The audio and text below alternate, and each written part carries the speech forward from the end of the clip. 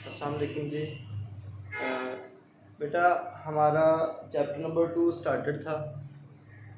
पिछले लेक्चर्स में हमने करैक्टर सेट पढ़ा था GW बेसिक का, और स्ट्रक्चर ऑफ बेसिक प्रोग्राम पढ़ा था, रूल्स फॉर राइटिंग प्रोग्राम पढ़ा था। आज हम लोग डिस्कस करने जा रहे हैं रिजर्व वर्ड्स और वेरिएबल्स।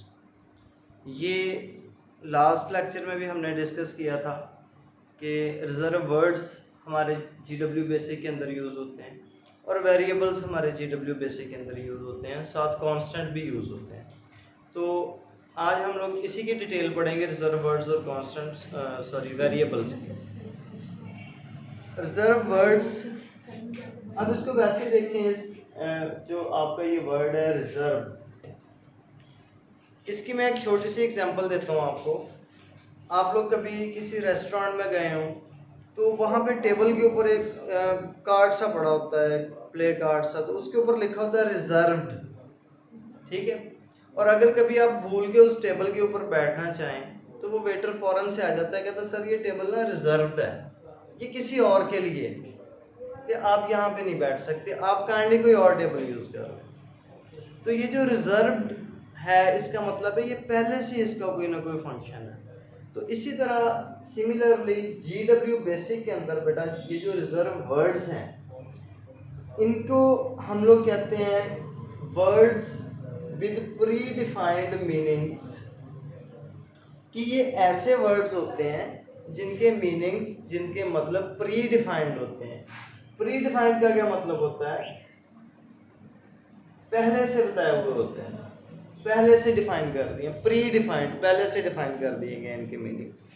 कि जब GW बेसिक बनाई गई थी, डेवलपर ने इस लैंग्वेज को बनाया, तो उसको बनाते हुए इसके अंदर ये जो वर्ड्स थे इनके मीनिंग्स पहले से रख दिए गए।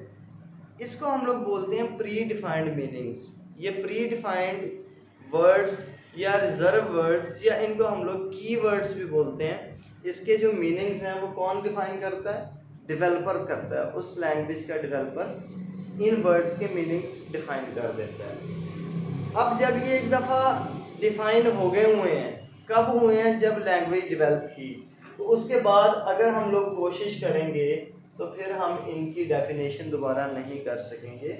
These words can not be redefined, ये वर्ड्स रीडिफाइन नहीं हो सकते, दोबारा से हम इनका मतलब या मकसद डिफाइन नहीं कर सकते। क्यों? क्योंकि ये तो डेवलपर ने कर दिए, ये उस लैंग्वेज के अंदर इंटीग्रेटेड है, ठीक है, उसके अंदर ये जड़े हुए हैं, जुड़े हुए हैं, जो डेवलपर ने पहले से बता दिए। और इन वर्ड्स का मतलब आपके कंपाइलर को पता है, या जो लैंग्वेज का इंटरप्रेटर होता है, या कंपाइलर होता है, या ट्रांसलेटर होता है। जिस तरह बेसिक लैंग्वेज का अभी हम लोग GW बेसिक पढ़ रहे हैं वर्जन, तो basically GW basic as a compiler भी काम करता है।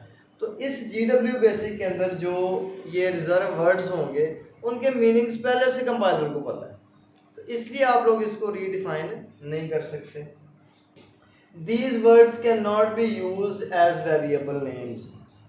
अगर हम इसको जो है रीडिफाइन नहीं कर सकते तो हम इसको किसी और पर्पस के लिए, जैसे कि वेरिएबल नेम रखने के लिए भी इस्तेमाल नहीं कर सकते।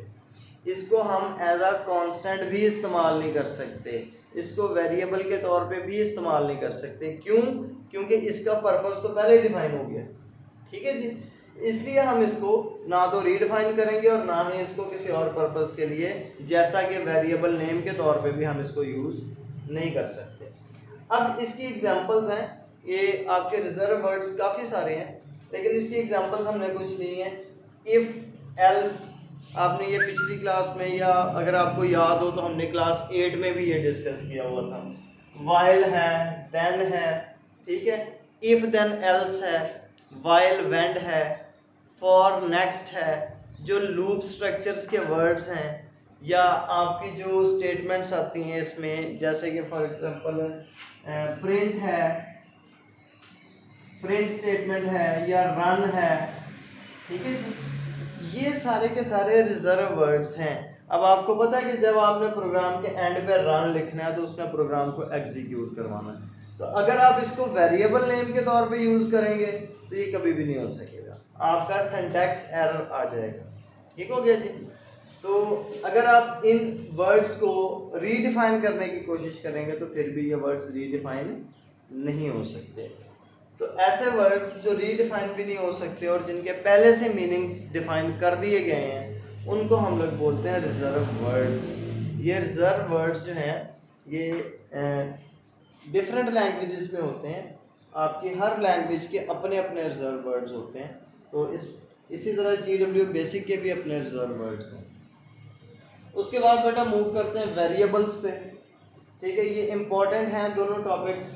ये रिजर्व वर्ड्स भी पेपर्स में डेफिनेशन आ जाती होती है, ये वेरिएबल्स की भी डेफिनेशन आ जाती है। तो वेरिएबल्स को हम लोग उर्दू में बोलते हैं मुतगय्यरात। ठीक है जी, मुतगय्यरात वर्ड जो है वो मुतगय्यर से निकला हुआ, और मुतगय्यर जो है वो उसका मतलब होता है तब्दील होने वाले।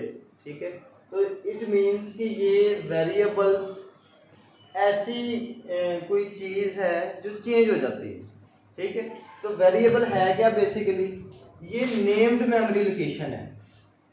मेमोरी लोकेशन किस लिए है, मेमोरी आपकी स्टोरेज या आपकी मेमोरी की एक लोकेशन है। हमने पढ़ा था कि जो डाटा सेव होता है वो कंसेक्टिव मेमोरी लोकेशंस में होता है, साथ साथ मेमोरी लोकेशंस में होता है। तो ये मेमोरी लोकेशंस क्या होते हैं, इसको हम लोग मेमोरी सेल्स भी बोलते हैं। ठीक है ना, क्योंकि आपकी मेमोरी सेल्स पे कंसिस्ट कर रही होती है। मैंने आप लोगों को पहले भी बताया था कि जो प्राइमरी मेमोरी होती है वो सेल्स होते हैं, उसके अंदर नंबर ऑफ सेल्स होते हैं जो साथ साथ जुड़े होते हैं। ठीक है जी, तो ये किस लिए मेमोरी लोकेशंस होती हैं, to store, use to store. क्या स्टोर करती हैं ये, प्रोग्राम्स इनपुट डाटा, जो आपने इनपुट देनी है किसी प्रोग्राम में उसका डाटा जो है वो वेरिएबल्स में सेव होता है। और कंप्यूटेशनल रिजल्ट्स, जो रिजल्ट्स आते हैं उसको प्रोसेसिंग करने के बाद वो वेरिएबल्स में सेव होते हैं। ठीक है जी, अब हमें क्लियर हो गया कि ये मेमोरी लोकेशंस होती हैं वेरिएबल्स के, जिनका डाटा जो है वो आप स्टोर करते हैं। जो प्रोग्राम के अंदर डाटा देते हैं वो इन वेरिएबल्स में स्टोर होता है, और प्रोसेसिंग के बाद जो रिजल्ट्स आते हैं वो भी इन वेरिएबल्स के अंदर ही स्टोर होते हैं। ठीक हो गया जी। अब देखिए, हमने कहा था कि ये जो रिजर्व वर्ड्स हैं ना ये हम रीडिफाइन नहीं कर सकते, लेकिन देखिए ये जो वेरिएबल्स हैं इनकी वैल्यू चेंज हो जाती है during the program execution. The value of variable may change during the program execution. या जब आप कोई प्रोसेस परफॉर्म कर रहे हैं, आपका प्रोग्राम रन कर रहा है, तो उस दौरान आपकी जो है ये वेरिएबल्स की वैल्यूज़ चेंज हो जाती हैं। ठीक है, अच्छा जी। अब हमें वेरिएबल की वैल्यू देनी पड़ती है। फॉर एग्जांपल, अगर आप कोई भी वैल्यू नहीं देते वेरिएबल की, if you assign no value to variable, ठीक है, तो इसमें हम लोग इसकी टाइप्स डिस्कस करेंगे। न्यूमेरिक वेरिएबल होता है, स्ट्रिंग वेरिएबल होता है। वैसे तो अगर न्यूमेरिक वेरिएबल होगा जिसके अंदर आप न्यूमेरिक सेव करवाते हैं, अगर आप उसकी कोई भी वैल्यू असाइन नहीं करेंगे तो GW बेसिक उसकी वैल्यू 0 असाइन कर देगा ऑटोमेटिकली, खुद ही उसकी वैल्यू जो है वो 0 असाइन कर देगा।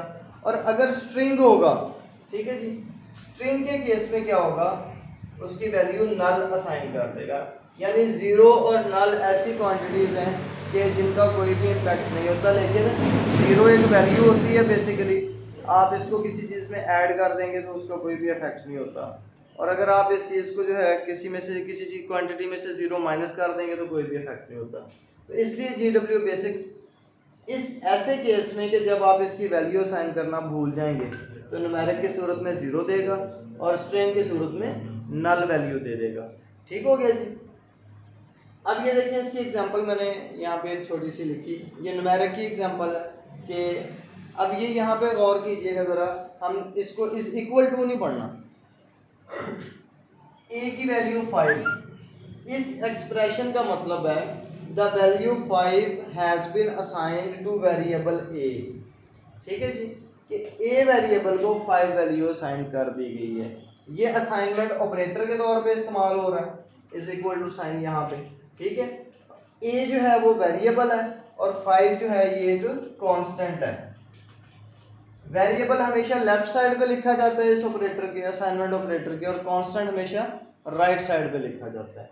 इसी तरह जो दूसरी एग्जांपल है, ये एक स्ट्रिंग की मैंने यहाँ पे कोट कर दी कि ये एक नेम है, ठीक है, ये स्ट्रिंग वेरिएबल है। ये डॉलर साइन से हम लोग इसको स्ट्रिंग वेरिएबल को हमने कैरेक्टर सेट के अंदर डिस्कस किया था कि डॉलर साइन यूज होता है किस चीज़ के लिए, स्ट्रिंग वेरिएबल्स के साथ, स्ट्रिंग वैल्यूज के जो रिप्रेजेंट करवाने के लिए। तो इस सिमिलरली जैसे इस केस में है कि लेफ्ट साइड पे वेरिएबल है और राइट साइड पे जो है वो कांस्टेंट है। तो इस स्ट्रिंग वेरिएबल में अब स्ट्रिंग क्या होता है बेटा, combination of characters enclosed in double quotation marks, कि कोई भी कैरेक्टर्स का कॉम्बिनेशन हो सकता है, वो कोई नेम हो सकता है, वो कोई एड्रेस हो सकता है, या आप कोई और चीज़ लिख रहे हैं, ठीक है, यहाँ पे वो डबल कोटेशन मार्क्स के अंदर एनक्लोज होगी हमेशा। तो स्ट्रिंग जो है वो डबल कोटेशन मार्क्स के अंदर आता है। तो ये मैंने एक नेम का वेरिएबल यहाँ पे लिखा जिसके अंदर ये नेम मैंने सेव करवा दिया। ठीक हो गया बेटा, ये आपके जो है वो आज का टॉपिक रिजर्व वर्ड्स का और वेरिएबल्स का। इंशाल्लाह अगला हम लोग जो है वो टॉपिक डिस्कस करेंगे रूल्स फॉर नेमिंग वेरिएबल्स के, वेरिएबल्स को कैसे हम लोग नेम्स दे सकते हैं।